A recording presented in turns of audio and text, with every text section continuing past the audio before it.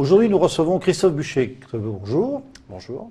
Alors Christophe, avant de parler de la société SAR, j'aimerais qu'on puisse parler de votre parcours. Racontez-moi un petit peu comment vous en êtes arrivé à ce beau métier que vous avez. Bien écoutez, donc moi j'ai effectivement 28 ans. Donc je suis 28 ans Oh là, un assez jeune dirigeant d'entreprise. Oui. Et donc mon parcours de formation orienté principalement gestion et commerce. Je suis issu d'un bac scientifique et ensuite j'ai intégré donc une école de gestion et de commerce, le GC du Maine. Belle maison, hein? Très belle maison. Oui, pas de problème. Ensuite, grâce à l'EGC du Maine, j'ai pu partir en partenariat Erasmus en Irlande pour un bachelor en études commerciales. Alors, c'était pour le whisky ou c'était pour... C'était pour la formation. Ah bon, la d'accord, formation parce que là-bas, l'Irlande, c'est un peu et la réputé. professionnalisation dans la langue anglaise, très importante D'accord. pour l'intégration future dans les entreprises. Et enfin, donc, à mon retour en France, j'ai intégré l'ISCAM, du groupe Escra ISCAM, spécialisé dans le domaine automobile, puisque je suis un passionné d'automobile et de compétition. Et donc, mon parcours professionnel devait s'intégrer dans cette filière. ISCAM également, une très très belle école de la Chambre de commerce. Bien Hein, sûr. je le précise, Je reste fidèle au passage. je reste fidèle à mes valeurs. Voilà. Et après alors, donc vous êtes rentré dans une entreprise. Donc après, au cours de ces 5 ans d'études, j'en ai passé 1 an et demi dans les entreprises à travers des stages, Oui. ce qui m'ont permis d'un peu de m'orienter et de trouver ma voie, je dirais. Et donc à la fin de l'ISCAM, j'ai intégré en stage le groupe Valeo, l'équipementier automobile. Belle entreprise. Belle entreprise qui m'a fait confiance et où j'ai pu évoluer pendant 4 ans et demi à travers différents postes au sein des services financiers, en contrôle de gestion. Et Donc là, comme salarié donc. Comme salarié, en stagiaire au début, après contrôleur de gestion dans une division en France. Et enfin, ma dernière expérience, c'était à l'étranger, en Pologne, où j'étais responsable du contrôle de gestion d'une usine. D'une usine, du groupe Valeo. Du groupe Valeo. Du groupe Valeo qui devait compter à peu près 1000 personnes et on faisait des projecteurs et des feux de signalisation pour les véhicules et pour les principaux constructeurs européens. Donc là, on a tout de suite un lien avec la société SAR. Voilà, donc la société SAR qui est une société familiale fondée par mon grand-père en 1954 et donc spécialisée dans la conception, la fabrication et la commercialisation d'équipements de signalisation pour les véhicules. Voilà, donc j'ai intégré moi la société en août 2009. Et donc ça fait 1 an et demi que vous êtes à la tête de cette société. Je suis à la tête de cette société. Donc le marché n'est pas évident dû à la crise qu'on a bien connue du secteur automobile. Nous, on est principalement sur en plus le secteur poids lourd et le secteur agricole. Donc c'est 2 secteurs qui ont été très touchés un peu plus en retard que l'automobile et le reste des secteurs, mais qui est de ce fait toujours dans la crise économique. Alors, vous fabriquez ou vous êtes revendeur? Comment ça se passe? Alors, on a, je dirais, pour schématiser, on a 50% une activité de négoce. Donc, on crée des partenariats avec des fournisseurs européens principalement pour la distribution de leurs produits en France. Et alors je suppose que là, il y a un contrôle qualité, parce que quand on parle effectivement européen, donc on pense à des pays de l'Est, par exemple. Alors donc, on travaille, nous, pas encore beaucoup avec les pays de l'Est. On a des partenariats historiques principalement avec des sociétés de l'Europe de l'Ouest. Mais effectivement, vous faites bien de parler de la qualité. Agissant dans le milieu de l'automobile, même si ce n'est pas la voiture en direct, on a des contraintes de qualité. Et c'est pour cela qu'on est certifié ISO 9000 et aussi ISO 14000 pour le respect de l'environnement. D'accord. Alors, donc tous les produits il y a les produits que vous fabriquez aussi. Donc ces produits-là, parlez-moi un petit peu, c'est quoi? Vous avez combien de salariés? Alors, on est une petite société puisqu'on est 46 personnes. 46? 46 personnes, voilà, dont une dizaine de personnes au service commercial, une vingtaine de personnes en production et le reste en service administratif. La particularité, c'est que nous avons effectivement, puisque nous fabriquons un bureau d'études composé de 2 personnes et qui conçoit les différents produits que nous allons vendre. Alors, nos métiers, on a une gamme de métiers très large puisqu'on sait faire à la fois de l'injection plastique, de l'application, de la découpe de films rétro-réfléchissants pour principalement le balisage des véhicules, le câblage électrique sur mesure, donc 12 volts ou 24 volts, que ce soit pour s'adapter à nos marchés agricoles ou nos marchés véhicules industriels. Et enfin, la sérigraphie, tout ce qui est autour de la communication graphique, sérigraphie, tampographie, sérigraphie textile et PAO. Les catadiopes, c'est ça qu'on dit à la sortie les balisages. Les balisages, c'est les bandes alternées à chevrons rouges et blanches qu'on voit derrière les véhicules. On voit tout de suite les techniciens. Voilà, donc ça, vous fabriquez ou c'est... Donc ça, nous fabriquons, donc on sérigraphie le film, on achète le film, nous sérigraphions le film et après on le découpe, on le transforme, on le travaille sur nos différents moyens de production. D'accord. Alors donc vous faites aussi des feux arrière. Alors on injecte aussi les feux. Alors nous ne faisons pas les feux arrière, nous faisons les feux latéraux, les petits feux orange que vous voyez sur le côté des poids lourds. Par contre, pour tout ce qui est, je parlais tout à l'heure de câblage électrique, donc nous on fait du faisceau électrique sur mesure, c'est-à-dire que nous avons des opérateurs, on découpe le câble à longueur, on connecte les feux selon les cahiers des charges clients. D'où l'importance de notre bureau d'études en interne. C'est presque du sur-mesure, quoi. C'est complètement du sur-mesure. Et je dirais que c'est un peu notre force par rapport à nos concurrents dans les pays de l'Est, voire plus lointains, c'est que les volumes sont très restreints, les séries sont très petites, on fait des séries de 2 pièces, de 5 pièces, et donc on doit vraiment s'adapter au cahier des charges du client, on peut pas faire du standard. Est-ce qu'on peut dire que vous êtes sur une niche Nous sommes sur une niche de par la taille du marché.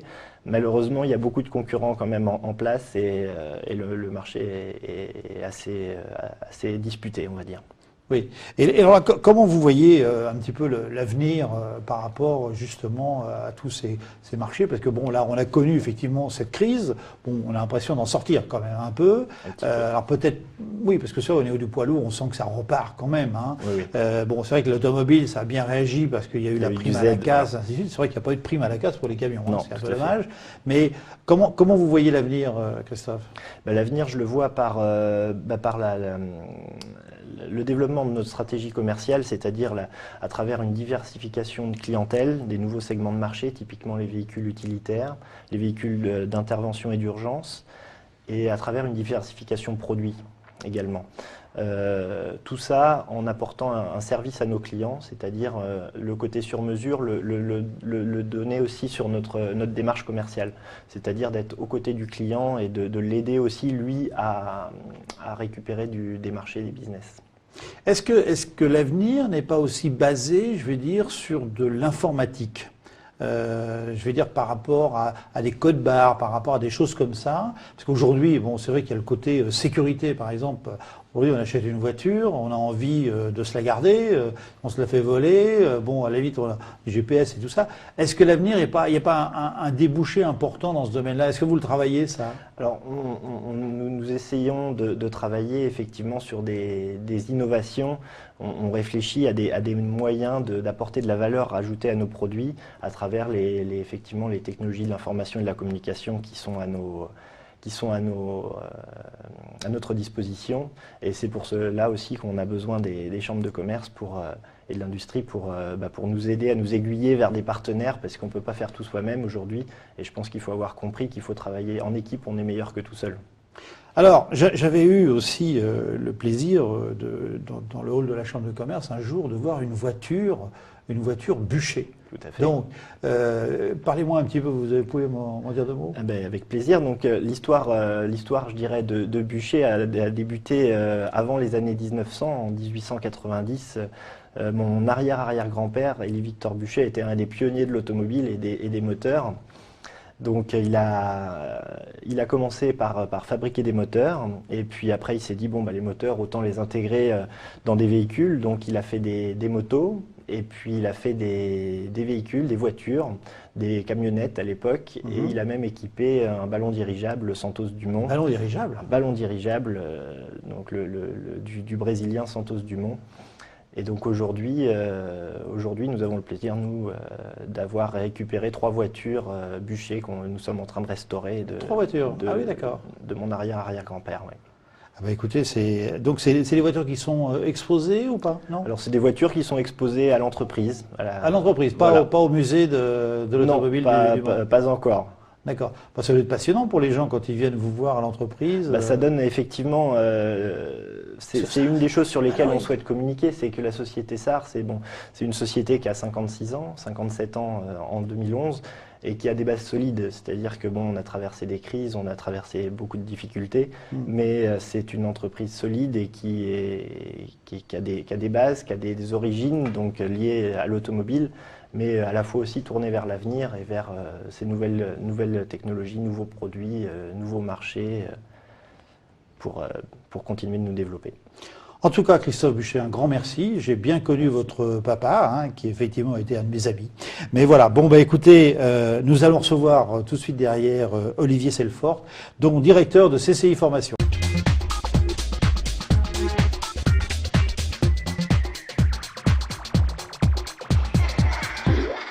Olivier Selfort, bonjour. Bonjour. Alors Olivier, on va parler de l'apprentissage. Parlez-moi un petit peu. Alors on a la maison de l'apprentissage, certes, mais parlez-moi de l'apprentissage au niveau du groupe CCI Formation. Alors l'apprentissage du groupe CCI Formation, c'est 1400 jeunes chez nous, donc qui sont dans ce dispositif de formation. Je dirais pour synthétiser l'apprentissage, il y a 3 éléments principaux. Le premier, l'apprentissage, c'est apprendre en apprenant l'entreprise.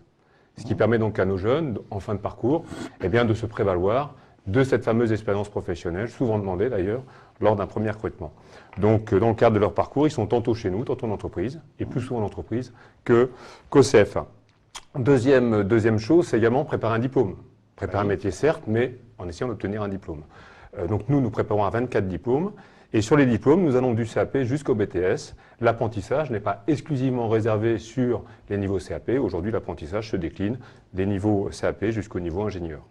Et puis la troisième chose, pour les jeunes c'est important, c'est aussi le moyen d'avoir une rémunération, certes qui n'est pas pleine et entière, mais je pense que lorsqu'on a 16, 20 ou 22 ans, avoir un peu de sous en fin de mois, ça contribue aussi à son développement d'adolescent et d'adulte. Alors quel est au niveau de l'apprentissage, comment ça se passe parce que c'est vrai que l'apprentissage est souvent un petit peu décrié par rapport du monde de l'éducation. Aujourd'hui, c'est plus tout à fait le cas. On s'aperçoit que de passer par l'apprentissage permet en fin de compte d'avoir des superbes carrières. Là aussi, l'effet vertueux de l'apprentissage, c'est justement, dans le cadre de sa formation, étant immergé en entreprise, en fin de parcours, on connaît le monde de l'entreprise. Et donc, par rapport à cela, effectivement, généralement, derrière, il y a un contrat de travail qui arrive très très rapidement. Alors tout à l'heure, vous avez parlé donc de l'apprentissage pratiquement jusqu'à ingénieur. Aujourd'hui, est-ce qu'on a de l'apprentissage au niveau ingénieur? Pas encore. Si, en France, on en a. Pour ce qui est effectivement de la Chambre de commerce et d'industrie, nous allons jusqu'au Bac+3, puisque depuis septembre 2009, l'EGC, donc notre école de gestion et de commerce du Maine, s'est ouvert en apprentissage sur la 2e et 3e année. D'accord. Et je pense qu'au niveau de licence, peut-être que ça viendra. C'est tout à fait envisageable. Alors Olivier, comment on s'inscrit au niveau de la Chambre de commerce? C'est la Chambre de commerce? Comment ça se passe? Non, il faut venir nous voir directement au CFA, c'est-à-dire que nous sommes présents dans différentes filières d'activité, restauration, mécanique, commerce, distribution. Donc des jeunes qui sont intéressés, venez nous voir et n'attendez pas d'avoir une entreprise, on vous accompagnera vers l'entreprise, puisque dans le cadre de la contractualisation de l'apprentissage, le parcours le plus difficile, c'est souvent la recherche de l'entreprise, et on accompagne nos jeunes vers l'entreprise. Et donc, venez nous voir, notamment le samedi 19 mars, puisque nous sommes en porte ouverte. C'est la porte ouverte. Je crois qu'il y en a beaucoup, d'ailleurs, des portes ouvertes sur l'ensemble. Il y en a plusieurs au niveau de l'ensemble des CFA, pour ce qui est du groupe CCI Formation, donc le samedi 19 mars prochain. Voilà. Rappelez l'adresse. Le 132 rue Henri Champion. Parfait. Merci beaucoup Olivier. Écoutez, à la semaine prochaine.